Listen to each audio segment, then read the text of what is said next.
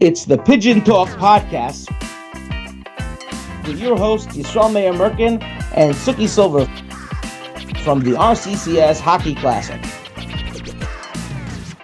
All right, welcome back to Pigeon Talk, Summer Edition. We're here, Yisrael Meir Merkin and I, and a special guest. Hello, special guest. How are you CBS. He no longer has a first name. His name is now CBS. But in all seriousness, Joe Gestetner, welcome to the set. Mr. Popular, as he was known throughout the tournament. Even if he wouldn't, it should have been Cohen. And for all those who don't know, Joe, I believe, holds the record for something. What does he hold the record for? Yosef Shmuel got over 470 donations in last year's tournament. That is insane. You have to understand, he got more donations personally than I think 5 or 6 teams combined, each of them. So, Yosef Shmuel is either very popular or very persistent or both. And basically, we're very, very fortunate to have him as part of the RCCS team. Can I be honest with you? Please. This was the year that I actually worked the least hard. Really? I did not work so hard on getting these donations. I just sent it to all my contacts with a personal name. I voiced it noted some people. But overall, I was a lot more persistent in years past. A lot more. Believe me. So you're saying that you didn't just post it on your status. You actually direct messaged every person. That's awesome. All my contacts. Wow, that is... Yeah, listen, I don't know. I don't care how you did it. You just did it very, very well. And so how many contacts do you have? I'm just curious what the percentage is. Of the, I know. I actually thought about it. I have thousands of contacts. Like, what are you batting now? What's your average? It's tough to tell. Also, I got a lot of small donations. I didn't get a lot of big ones. Yeah. I mean, if you're at 2,500 contacts, you're batting 200. It's pretty good. That's not bad. Well, no, but if you talk about the amount, and this is something that we actually tell a lot of people, it's not about the size of the donation. It's about the people that you reach out to. Look, yes, you raised over 50, right? So if you divide that by 470 some odd donations, you're talking about like 125, 130 a donation. Yeah, it's not a lot. But it accumulates. So this should really just be for anyone who's listening or watching this, basically just a lesson that it's not, it's persistence, and that's something that you really, really showed. And listen, the organization is very much the beneficiary of it because at the end of the day, you were able to raise as much money as you were. All right, really helped us. Enough of the fundraising. No, there's never enough of the fundraising. No. How was the event this year? What's your takeaways? The event this year, in my opinion, and a lot of other people's opinion, was by far the best RCCS tournament. Okay. Oh, yeah. Yeah. It's funny because there's no playoff game at night. Right. Yes. But it was great. I like the Jumbotron idea with the kiss cam. No, I'm kidding. Shout out to Suki. Should we block that out? I don't know. How's it work? No. Shout out to Ari Dofkin. Thank you very much for making that a success. And then just everything. I think the tournament itself was very good. It was very competitive. The people, it was a very well run. It was the most smooth tournament. Do you regret moving up a tier, or are you okay finally being at the tier you belonged at for the past 5 years? No. Wait, this is off season, okay? I think so, Are you a free agent for tier? I guess B plus, or you're still. Why are we going? We just started the podcast. Going straight to controversy right now. I'm getting WhatsApp. The answer is no. I do not regret it at all. The A division is extremely high level. I wanted to just change it up a little bit, and it was the best hockey ever. You can't get better hockey. Even though the team we played against that we lost in the finals, the Phantoms, they were absolutely stacked with like minor leaguers. We still competed with them, and that even though we lost. Even though MBL won, my old team, I still... By the way, hold on. MBL themselves lost their first game in 3 years. Yes. So there was that parity. And also to be said, Sub-Zero, that for, a shout out to the Syrian boys, but this is a team that dominated every single year, and this year didn't win a game. Now, they were missing some pieces, but I think it also just goes to show, like you were talking about, the level of the competition and the parity, and that anybody... And that all dynasties don't last forever. Yeah, which is good because listen, from our standpoint, I know people will give us a lot of flack for the 6 divisions that we have, and everybody's got to walk home with the trophy. But the real point is that we've always felt that every team should feel that they have a chance when they get on the ice. no team should feel like they have no shot. And I think this year, with you guys making it to the finals, with NBL actually losing a game, it just showed that that teams, even within their divisions, everybody has a chance to win. And then I think just increases the excitement that everyone feels towards the game. And that's what made it so good this year. Really, it's the tournament itself was amazing. It was so competitive, and no one wants to be a second-tier team that's not trying, and no one cares. You want to try hard. You see it in 6th Division. Sometimes I watch it. It's sound a little petty, but I see it in 6th Division. You see a team like all competitive, and like the game is not moving too quick, and they're getting pissed when someone is like bumping you. I'm like, that's what you're getting pissed about? Like, the guys absolutely kill you in the higher divisions, right? 100%. But you know what? Every level, is competitive. And I actually give credit to people who started off playing hockey in lower divisions. Guys who just started playing hockey a couple years ago, they are all into it. And it's amazing. We definitely grew the game, that's for sure. But back to the Dynasty thing, do you think that anybody will ever be able to beat the Phantoms? Yes. Truthfully. If Udi would pick up 2 game-breaker offensive players, and maybe a couple of defensemen too, absolutely. So you think Toronto does have a chance against the Paradigm Phantoms? Yeah. Have they lost a game yet? Paradigm. So the Phantoms have not. They've not lost the game. They are like 8-0, but I think that there is enough talent, I think, north of the border of some of these players that, as we will segue into the next part of our conversation. But I think, yeah, you're right. I think if the Canada team, if guys come down that are, I guess as Yossi is describing these type of level, I think, I mean, you guys were in it up until the end. 7-5. Yeah, 7-5. And you came back. 2 of our players left in the middle of the game. 2 of our That's good what players. happens when you're down 4-0. We were down 4-0 the first 5 minutes, and we were like, okay, let's take a breather, let's slow down. I'll tell you one thing also, Udi also values his friends and his kids and his family. So when you have friends, a lot of times you're going to have to sacrifice on getting talent. And that's kind of the game of a charity tournament. That's what happens. Which I'm actually more of a believer. I don't think teams should stack up, but if they do, Except NBL. Again, Dave Rosenberg better be watching this. Do me a favor. Yeah, if you're watching this and if you're listening to this, Suki said that, not me. Okay, Listen, I love playing at the NBL. It was a great time, good locker room. Do you miss the camaraderie of NBL? I missed. And do you miss the perks that you guys got every year? I miss the because of guys. the highest fundraising team. I miss the guys. I definitely miss the locker room. The locker room. hello. I miss the jerseys. I miss everything. Yeah, for sure. You get treated like kings, By the way, because- that's because at the end of the day, teams like NBL and what they do for the fundraising. I mean, look. You along with the Dasman team, which this year was Egos, and the other high fundraising teams would get all those the perks, the locker rooms, the extra jerseys. Mm-hmm. Yeah, it's pretty awesome. I gotta say, with NBL, you feel like you're in the NHL. You have like 5 coaches. You have a beautiful locker room. You get massages mid-game. That's right. It's just amazing. You get food. I mean, and whatever. if you mess up, you get yelled at. Which is good. You want to be on your toes. Yeah. So as we're gonna segue into our next conversation, which we're all excited, this year inaugural year of the 2020 of the RCCS Hockey Canada Classic.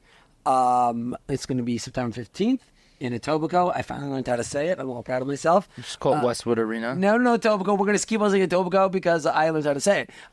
In Westwood Arena. Is it the first time you were ever in Toronto? Me? Yeah. I have cousins who live there. Oh, okay. I used to be there for Pesach. Yeah. I even went to Sky Dome. That's right. Rogers Center. Sky Dome is real name. Yes. It's old name, yeah. Well, wait. Yeah, exactly. So we went out there. September 15th is going to be very exciting. Right now we have 6 teams lined up to play. 2 from Montreal, 4 from Toronto. 2 Montreal teams. That'll be fun. Teams. Yeah. That'll be fun. It is going to be a lot of fun. Some very good talent coming from Montreal as well. The 4 teams from Toronto who are comprised of guys who have played in the tournaments before. The captains, Jesse Nathanson's the captain, Udi and Ben Zlotnick, Ben Zlauterpach, and then new captain David Shore. So it's some of the new and some of the old. And Yosef Shmuel is going to be participating. I'll be there. And it's a cool thing because I don't know if any of everybody. I mean, do you remember year 1 of the New York of this event? How could I not forget? Of course. Yeah. So I mean, and you guys beat the Toronto team. We beat Lakewood. Lakewood Toronto team. Lakewood Toronto, yeah. We lost in the finals against. No, we lost in the semis. Against Sub-Zero. Yeah, but it didn't matter.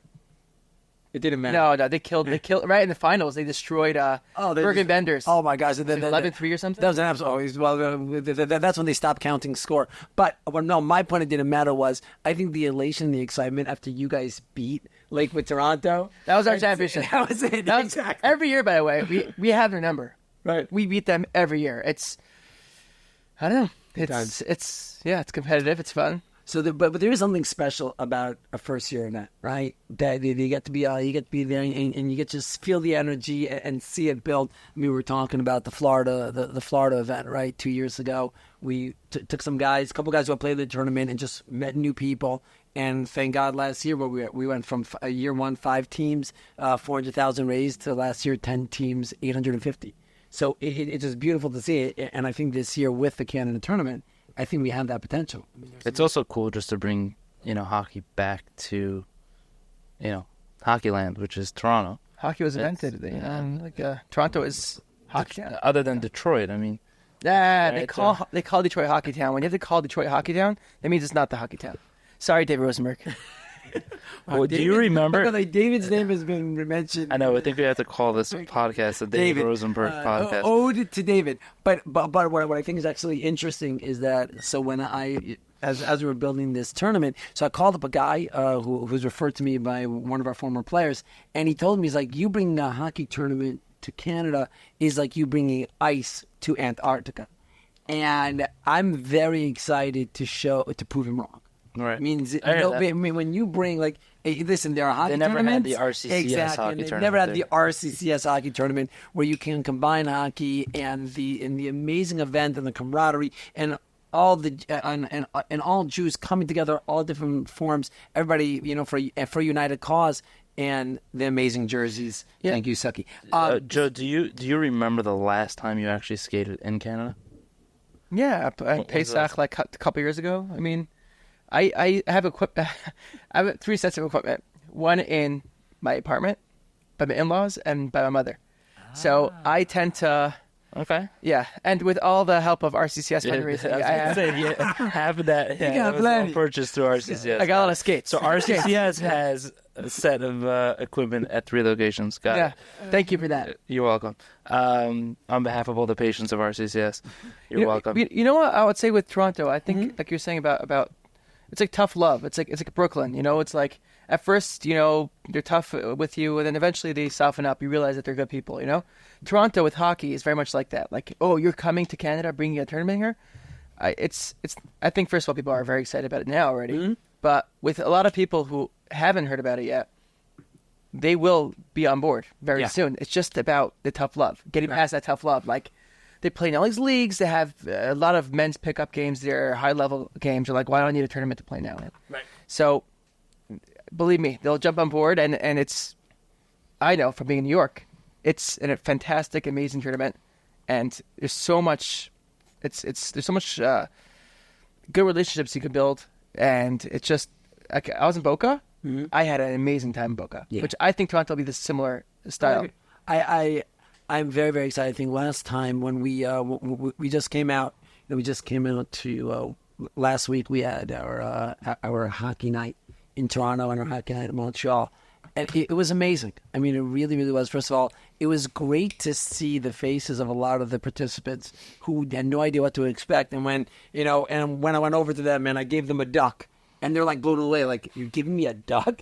And it's such a cool giveaway. But yes, and the food and the drinks and everything. And then Montreal was actually kind of cool. And this is really a testament to the creativity of the team, is that so we went into Montreal and the place that we couldn't bring in the food. Now, you and I both know an RCCS event without food just doesn't work. Yeah. So, thankfully to Suki, I rented a pickup truck. With that in of itself, it was funny seeing me driving a pickup truck that literally was like eight times as high. But we tailgated it. Right. Everybody came out afterwards, all the guys who showed up, and it was just a good time. And this is the beauty of the tournament. The beauty of the tournament is just to be able to bring guys together and show them. So I agree with you. I think that after this year, we're going to see there's a whole world out there of guys who play, guys play in Ottawa, guys, there are guys who play, like you're saying, a totally different crowd of guys who play out in Toronto. And it's just a matter of year one, letting them get a taste, letting them get jealous because they didn't play, and then blowing it up for the future. Israel Mayer, I'll tell you also with Montreal and Toronto, no one really talks about it in the States. Mm-hmm.